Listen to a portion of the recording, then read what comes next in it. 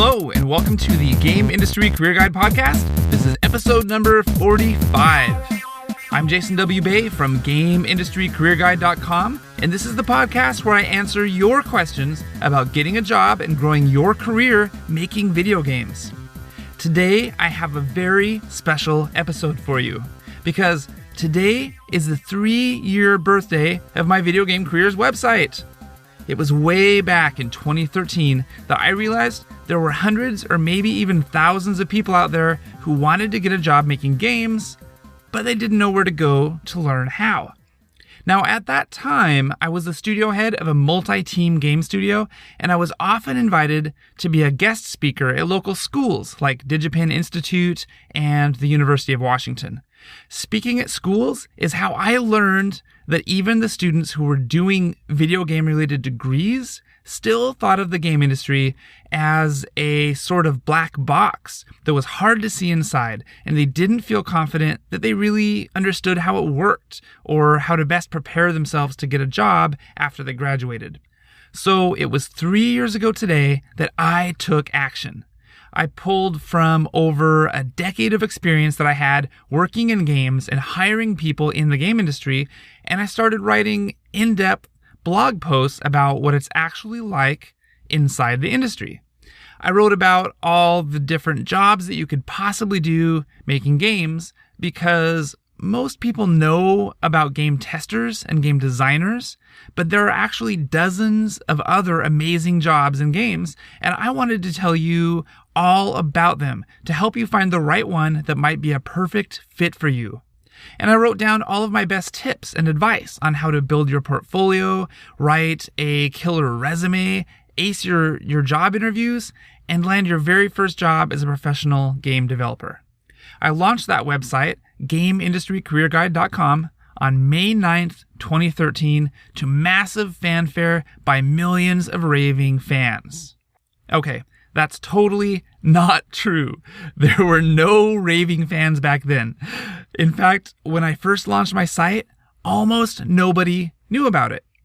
I had very few actual visitors besides, like, my friends and my mom. Thanks, Mom. When I launched, only a few dozen people read my articles in an entire month. But it was a start, so I kept writing and I kept writing. Things didn't really take off until 6 or 7 months later. By January 2014, the site was actually getting quite a lot of traffic. It was up to about 8,000 visitors every month. And I started getting emails and comments from readers thanking me for my advice, sharing their struggles, and telling me about all the new topics that they wanted me to write about so that they could learn more. That initial feedback, you guys, was so incredibly motivating for me. Feedback like that has encouraged me to keep working on the site ever since. And now, after 3 years of writing blog posts and doing interviews with game dev professionals and personally answering piles of emails and comments, the site has been read over 1.5 million times. And it now serves between 40,000 and 50,000 visitors every single month, and there's no sign of slowing. Not only that, but in June 2015, I launched this podcast to answer specific questions from you guys, my readers. And just 1 year later, it has now been listened to over 10,000 times. So why am I telling you all of this? Well, I'm definitely not telling you all of this just so that I can brag about it. In fact, I am so humbled by the success of this little blog and podcast. I honestly never in a million years expected to be doing it for this long or to have the chance to help so many people with their careers. I'm telling you this because it's you who is the real success story. You're the one who is daring to dream about taking something you love and are deeply passionate about and turning it into a career. You're the one who's reading articles, listening to podcasts, reading books, reaching out to industry professionals. You're the one taking control of your life, putting in the work, doing the research, and doing anything you can to push that dream forward and make damn sure that you turn it into a reality. Look, I came from a very humble family from a tiny little town in Montana. I didn't know anything about computers, and I certainly didn't know anything about computer programming or digital art or software development. But I did know video games. Like many of you, I've been playing video games since I was barely old enough to walk. And that love of video games is what pushed me to learn more about computers, to experiment with programming, to try my hand at digital art and 3D modeling, to play with electronic music composition. And eventually, all that experimentation allowed me to get hired as a QA tester at a game studio. And from there, the rest was history.